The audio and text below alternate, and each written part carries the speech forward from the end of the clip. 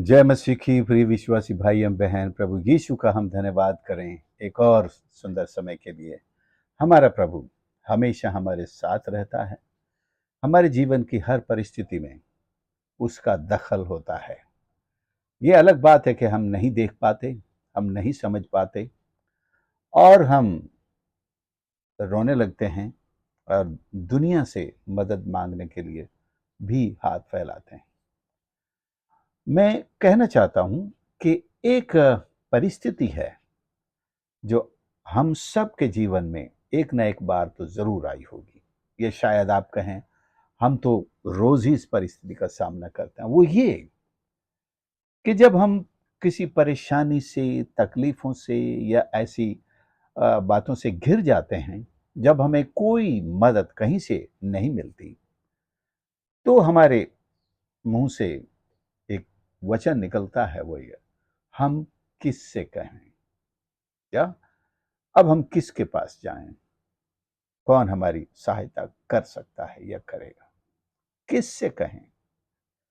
ये परिस्थिति चाहे विश्वासी हो अविश्वासी हो, सबके जीवन में आती है,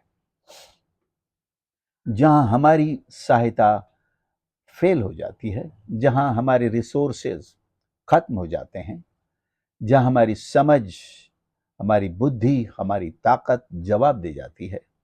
यहां तक कि हम अपने आप को, जो इतना ज्ञान इकट्ठा करके बैठे हों, ये चाहे इतना लंबा ट्रेनिंग का काम करने का अनुभव हो, ये भी कई परिस्थितियों में बिल्कुल बेकार हो जाते हैं और हमें एक ऐसे हस्तक्षेप की जरूरत पड़ती है, इंटरवेंशन की जरूरत पड़ती है, जो हमें सचमुच उस मुसीबत से निकाल सके और बचा सके। एक वाकया है चेलों के लाइफ में, मत्ती 8 और उसके 24 और 25 से पढ़ रहा हूं। 23 से ही पढ़े थे। जब वह नाव पर चढ़ा तो उसके चेले उसके पीछे हो लिए, और देखो झील में एक ऐसा बड़ा तूफान उठा कि नाव लहरों से ढकने लगी और वह सो रहा था। तब चेलों ने पास आकर उसे जगाया और कहा, हे प्रभु हमें बचा, हम नष्ट हुए जाते हैं। हे प्रभु हमें बचा। अब ये तो बड़ी खुशकिस्मती की बात है कि प्रभु उनके बिल्कुल साथ ही रहता था। लेकिन आज हमारे लिए भी एक एहसास की जरूरत है कि प्रभु तो हमारे साथ भी है। लेकिन जब हम भूल जाते हैं, तब हम लहरों का, तूफान का सामना करते रहते हैं, प्रभु को दूर समझते हैं और हम उनकी मदद नहीं मांगते हैं। यहां पर तूफान उस झील के अंदर उठा। अब आपको लगेगा कि 24 और 25 पद में कोई समय का गैप नहीं है। 24 में कहा, देखो झील में एक ऐसा बड़ा तूफान उठा कि नाव लहरों से ढकने लगी और वह सो रहा था। 25 पद कहता है, तब चेलों ने पास आकर उसे जगाया और कहा, हे प्रभु हमें बचा, हम नष्ट हुए जाते हैं। ऐसा लगता है दो पदों के बीच में कोई गैप नहीं है। अंतर समय का एक बड़ा अंतर है, एक बड़ा गैप है, एक बड़ा संघर्ष है, एक बड़ी लड़ाई है जो चेलों ने लड़ी है, जिसमें वे फेल हो गए उस नाव को संभालने में। ये तो नाव के सारे एक्सपर्ट लोग थे, ये तो मछली का धंधा करते थे। वहां से प्रभु ने इनको बुलाया है। इस झील से तो उनका पुराना रिश्ता है। इस झील पर नाव चलाना उनके बाएं हाथ का दाएं हाथ का खेल है। ये कोई उनके लिए कोई बड़ी बात, और उन्होंने आज ये कोई पहली बार ऐसा तूफान नहीं देखा है। मेरे कहने का मतलब, ये बड़े अनुभवी लोग थे, बड़े ज्ञानवान लोग थे, झील के बारे में अच्छा अनुभव रखते थे और उनके पास सब तरह का रिसोर्स थे कि नाव को संभाल सकते थे। लेकिन ये बात यहां बताई नहीं गई है। हाँ, कुछ फिल्में हमने जरूर देखी हैं, इस घटना के ऊपर कुछ फिल्में बनी हैं। उसमें जरूर दिखाया गया कि चेले संघर्ष कर रहे हैं, नाव को रोकने की, बचाने की कोशिश कर रहे हैं, ना डूबे। नाव बड़ी थपेड़े खा रही है, कभी यूं हो रही है, यूं हो रही है। लेकिन इस परिस्थिति के बीच भी प्रभु यीशु बड़ी शांति के साथ सो रहे हैं। यह भी एक आश्चर्य की बात है कि ऐसे तूफान के बीच में, टर्बुलेंस के बीच में भी आपको वो शांत दिखाई देते हैं। और चेलों ने उससे मदद मदद मांगी जिसको नाव खेने का कोई अनुभव नहीं है, झील के जीवन के बारे में जो कुछ नहीं जानता है उनके अनुसार, हमारे अनुसार। लेकिन वो तो नाव भी वही बनाने वाला है और झील की रचना भी वही करने वाला, झील में तूफान उठाने वाला भी वही, उसको शांत करने वाला भी वही है। लेकिन ये सबको पता नहीं है, तो उससे मदद मांगी और उसने उठते ही, अब शायद चेलों ने सोचा था ये हमें कुछ टेक्निक सिखाएंगे इस तूफान में नाव को कैसे संभाला जाता है। देखो, अब 12 चेले होंगे, सारे के सारे होंगे कि 3 पीछे जाओ, 3 यहां सामने से पकड़ो, 3 इधर से पकड़ो, 3 इधर से, 3 3 6 और 12 बराबर से पकड़ लो, बिल्कुल कस के पकड़े रहो। वजन भी बैलेंस हो गया और प्रभु यीशु बीच में खड़े हैं। कोई ऐसी टेक्निक शायद बताएंगे। उन्होंने उठते ही कोई टेक्निक नहीं अपनाई, चेलों को कुछ करने के लिए नहीं कहा। और क्या किया? 26 पद में लिखा है, उसने उठकर आंधी और पानी को डांटा, सब शांत हो गया। अरे चले सोच, ये कैसी टेक्निक है भाई? आज तक इस तरह तो नाव को संभालते संभालते हमने किसी को नहीं देखा। ये डांटा और शांत हो गए, जैसे कुत्ता एक बिल्ली पूंछ हिलाते हुए बैठ जाते हैं, ऐसे पानी शांत हो गया, तूफान ऐसे शांत हो गया। इस तस्वीर से मैं कहना चाहता हूं कि हम में से हर एक के जीवन में तूफान उठते हैं, चाहे वो मामूली विश्वासी है, मतलब अभी छोटे विश्वास वाला, या बड़े बड़े विश्वासी जो बड़े चमत्कार कर चुके हैं, जिन्होंने हजारों की संख्या में उनके सभाओं में चंगाई और तरह तरह के आश्चर्य कर्म हुए हैं, उन सब की जिंदगी में आते हैं। लेकिन ये पता होना चाहिए कि हमारे साथ यीशु है। उनके साथ तो वो फिजिकली था, क्या हमारे साथ फिजिकली है? ये तो विश्वास का खेल है। आप माने वो फिजिकली है तो वो है, वो बिल्कुल है। अगर वो फिजिकली नहीं भी है, वो स्पिरिचुअली भी है, तो अभी क्या फर्क पड़ता है? उसकी सामर्थ कम नहीं हो जाती स्पिरिचुअली होने में, आभासी होने में। वो दूर नहीं है, दिख नहीं रहा है तो एब्सेंट नहीं है। ईश्वर अगर दिखता नहीं है तो एब्सेंट नहीं है, और उसकी सामर्थ हमसे दूर नहीं है, उसके कान हमसे दूर नहीं है। बस इतना करना है आपको, आज के बाद जब ऐसी परिस्थिति आए कि मैं किससे कहूं, इंसानों के बारे में न सोचना, सबसे पहले परमेश्वर से कहना, परमेश्वर से कहना, प्रभु यीशु से कहना। आपको नींद में भी कोई जगा कर, बच्चे कहें मम्मी ये नहीं है, वो नहीं है, मम्मी ये परेशानी है, मम्मी ये हो गया, और आप किससे कहें? हम किससे कहें? किसके पास जाएं? हम प्रभु से कहें, प्रभु के पास जाएं। जब प्रभु हमारे फेवर में होगा तो जैसे कहा, सब बातें भलाई की एक बारिश करने लगेंगी। वो इंसान जिनसे आपको मदद की उम्मीद नहीं थी, वो भी कहेंगे कमाल हो गया, मुझे क्यों नहीं बताया? आप क्या सोचते हो, मुझे क्या समझ रखा है, मैं मदद नहीं करता क्या? हाँ भाई, हम डर रहे थे, हमसे गलती हो गई, आप तो हमारे अपने हैं। लेकिन जब प्रभु से नहीं कहेंगे तो हम अपनों के पास ये सोच कर जाएंगे, ये तो हमारे अपने हैं, इन्होंने तो 10 बार कहा है कोई भी बात हो मेरे पास चले आना। तब वो भी हमें कुछ मदद करने की हिम्मत नहीं करते हैं। तो प्रियो, परमेश्वर का वचन यही तो चाहता है कि हम अपने प्रभु के पास जाएं। ऐसी नहीं, ऐसी अनेक परिस्थितियां हैं, ये तो एक परिस्थिति है। और मत्ती 24 के 3 पद में भी एक ऐसी ही परिस्थिति है। मत्ती 24:3 में लिखा, जब वह जैतून पहाड़ पर बैठा था तो चेलों ने एकांत में उसके पास आकर कहा, चेलों ने एकांत में उसके पास आकर कहा, मैंने कहा ना, याद रखें किसके पास जाएं। उनके पास एक सवाल है, ये बातें कब होंगी। जब यीशु ने ये सारा, आगे आप पढ़ेंगे तो बताया अंत के दिनों के बारे में, क्या क्या होने वाला है, कैसा होगा। तो उन्होंने आकर कहा, हमें बता कि ये बातें कब होंगी, तेरे आने का जगत के अंत तक क्या क्या चिन्ह है। आज दुनिया किससे पूछ रही है? ऐसे ठगों से पूछते हैं जो ईश्वर पर विश्वास नहीं करते। ऐसे भविष्यद्वक्ताओं से पूछते हैं जिनको भविष्यद्वक्ताई की सेवकाई ही नहीं मिली। ऐसे पंडितों से पूछते हैं, ज्ञानवानों से पूछते हैं जो बाइबल से परिचित ही नहीं है। वो जवाब देते हैं। तो हमें बाइबल के ज्ञान को या तो अच्छी रीति से पवित्र आत्मा के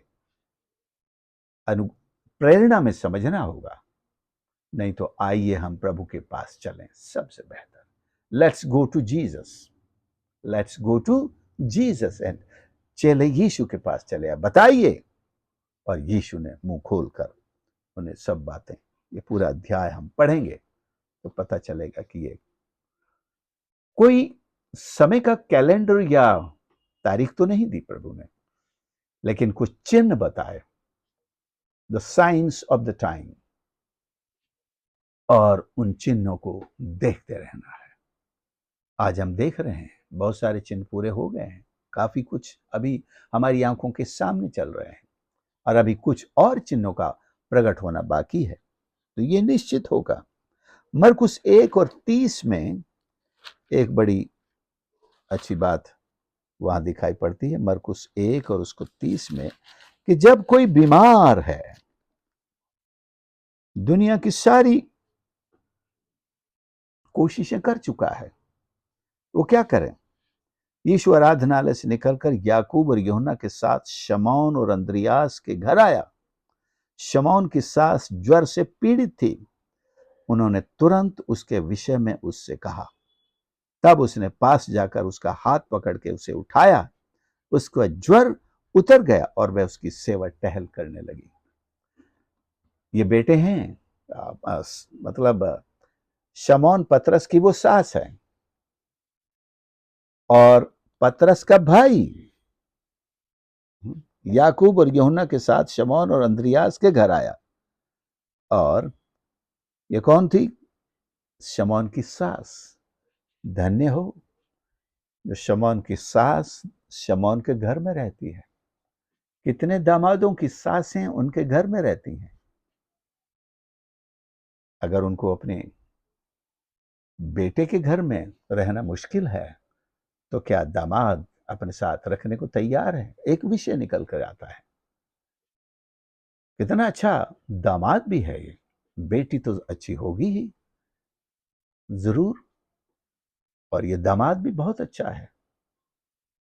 तभी तो, और दूसरे चेले भी बहुत अच्छे हैं। तभी तो यूहन्ना से उसने कहा था अपनी मां के विषय में। अगर यूहन्ना वहां न होता, शायद पतरस वहां नहीं था, नहीं तो वो तो पतरस से ही कहता, क्योंकि पतरस को मां का ख्याल रखने का बड़ा अच्छा दिल है और अच्छा अनुभव है। पर यूहन्ना भी कम नहीं था, प्रभु को भरोसा था। पर मैं सोचता हूं, अगर पतरस उस समय वहां खड़ा होता तो वो जरूर पहले पतरस से कहता, देख ये तेरी माता। एक माता उसके घर में ऑलरेडी है, देख ये तेरी, ये भी मरियम भी उसके साथ चली जाती। जब कोई बीमार हो, हम किससे कहें? सबसे पहले किसके बात हम सोचें? डॉक्टर, दवाई, मेडिकल स्टोर और झाड़ फूंक, ओझा, बस्ती, कहां भागें, कहां जाएं? दुनिया के लोग 50 जवाब देते हैं आपको, लेकिन आपके पास एक ही उत्तर होना चाहिए। Let's go to Jesus for anything and everything. हम प्रभु के पास जाएंगे। जीवन की कोई भी परिस्थिति हो, सकेती हो, बीमारी हो, पापों की क्षमा मांगनी हो, उद्धार के लिए चिल्लाना हो, मुझ पापी पर दया कर प्रभु, हम परमेश्वर के ही पास जाएं। तो आज हमको ये जवाब परमेश्वर के वचन से मिल गया। जब किसी भी तरह की मुसीबत आए, संकट आए, जीवन खतरे में जाए, जैसे दाऊद लिखता है, चाहे मैं घोर अंधकार से भरी हुई मृत्यु की वादी से होकर गुजरूं, तो भी हानि से ना डरूंगा। क्यों? वो जानता है मैं किसके पास जाऊं। क्या आपके पास उत्तर था? ये है। लेकिन आज प्रभु आपको उत्तर दे रहा है। तुम बहुत ये कहते हो, मैं किसके पास जाऊं, मैं किससे कहूं, किसको सुनाऊं। मनुष्यों के बारे में भूल जाओ। प्रभु कहता है, मेरे पास आओ, मैं तुम्हें शांति दूंगा, मैं तुम्हें विश्राम दूंगा, मैं तुम्हें आराम दूंगा, मैं तुम्हें चंगाई दूंगा, मैं तुम्हारी सुनूंगा। प्रभु सुनते भी हैं। ऐसा नहीं कि वो केवल सुनाते ही रहते हैं। बाइबल में हम पढ़ते हैं, हर जगह जहां भी पढ़ते हैं वो प्रचार करते हुए दिखाई देते हैं, लेकिन वो लोगों की सुनते भी हैं। उसको छू कर तो देखिए, उससे कह कर तो देखिए। आज से अपने दरवाजे के ऊपर या ऐसी दीवार की ऐसी जगह पर लिख लीजिए, I go to Jesus, I will tell Jesus. मैं यीशु के पास जाता हूं, मैं यीशु से कहूंगा। मैं किसके पास जाऊं? मैं यीशु के पास जाऊं। बच्चे भी कहें, जब आपके पास उनके लिए कोई जवाब ना हो, कोई सहायता ना हो, तब उन्हें यही कहें, tell it to Jesus, let's go together to Jesus. आइए हम यीशु से कहें, आइए यीशु के पास मिलकर चलें। आइए हम प्रार्थना करें। प्यारे प्रभु हमारे परमेश्वर, हम धन्यवाद करते हैं आपके इस पवित्र वचन के लिए, जो हर परिस्थिति में, हर संकट में, हर मुसीबत में प्रभु हमें रास्ता दिखाता है। उस रास्ते पर आपको खड़े हुए दिखाता है कि आप बाहें फैलाए हुए हमारा इंतजार करते हैं। हमारी हर मुसीबत उठाने की सामर्थ्य रखते हैं, क्षमता रखते हैं। आपके पास उपाय है, प्रोविडेंस है परमेश्वर। आपके पास हमारे आंसू पहुंचने की भी खुदावंद वो सामर्थ है। हम धन्यवाद करते हैं। हमारे भटकने को हमें माफ कर परमेश्वर। लेकिन आज से हम जीवन की हर परिस्थिति में आपके पास भागे दौड़े चले आएंगे और आपसे लिपट कर कहेंगे, प्रभु हम पर दया कर, प्रभु मेरी मदद कर, प्रभु मुझे बचा ले, प्रभु मुझे चंगा कर, प्रभु मेरे लिए उपाय कर, मेरी सहायता कर। हर एक सुनने वाले को अपना हाथ बढ़ाकर छू ले प्रभु जी। और खुदावंद उनके लिए भी अपनी बाहें जो आपकी फैली हुई हैं सारे जगत के लिए, उन बाहों में उनको ले ले प्रभु जी। आपकी बाहों का स्पर्श उनको यीशु के नाम से इस प्रार्थना में महसूस होने पाए कि आपने उन्हें अपनी बाहों में ले लिया है। उनके आंसू पोंछ डाल परमेश्वर। उनकी एक एक भावना, एक एक बोझ को अपने ऊपर लेकर उन्हें प्रेम से परिपूर्ण कर, अपनी शांति, अपनी तसल्ली दे, उपाय कर। जिन्हें चंगाई चाहिए, अद्भुत रीति से तेरी चंगाई उनके शरीर में बहा दे परमेश्वर। तेरे पवित्र लहू की अग्नि उनके शरीर में उतर जाए, हर एक शैतान के कार्य को नष्ट कर दे, बीमारियों को नष्ट कर दे, उनकी जड़ें सुखा दे परमेश्वर। सारा बोझ हम आप पर डालते हैं, सहायता और मदद कर। प्रार्थना सुनने के लिए आपका धन्यवाद करते हैं। प्रार्थना प्रभु यीशु के नाम से मांगते हैं, आमीन। प्रभु आप सबको आशीष करें। अपने संदेश को सुना, जरूर दूसरों के साथ भी शेयर करें। और इस चैनल पर यदि आप नए आए हैं तो प्लीज इसे लाइक, सब्सक्राइब जरूर करने, लाइक भी कर सकते हैं और आपके कमेंट्स भी हमें लिख सकते हैं और आपके प्रार्थना निवेदन भी कमेंट्स में लिख सकते हैं। प्रभु आप सबको आशीष करें। हमारे इस सेवकाई के लिए जरूर प्रार्थना करते रहें और इस तरह हम इस चैनल के माध्यम से रोज मुलाकात करें। प्रभु आप सबके साथ हो। आमीन।